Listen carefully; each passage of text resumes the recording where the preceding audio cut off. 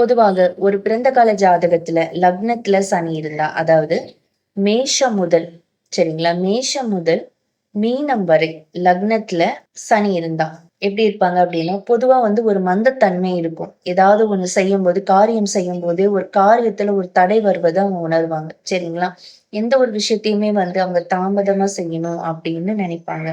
ஒரு ஃபாஸ்ட்டா செய்யறதுக்கான அந்த பிரிஸ்க் அவங்க கிட்ட இருக்காது. எதையும் யோசிச்சு நிதானமா செய்யணும். எந்த ஒரு விஷயத்தையும் பலமுறை யோசிப்பாங்க. 2, 3 தடவ தடைகளை பார்த்துட்டு, 3வது தடவ அவங்க கிரேட் சக்சஸ பார்ப்பாங்க. என்ன அப்டின்னா, அனுபவம் தான் வாழ்க்கை. தன்னுடைய வாழ்க்கையில அனுபவப்பட்டு பட்டு ஒரு விஷயத்த சக்சஸ்ஃபுல்லா செய்றாங்க அப்டின்னா, அது லக்னத்துல சனி இருக்கிறவங்க தான்.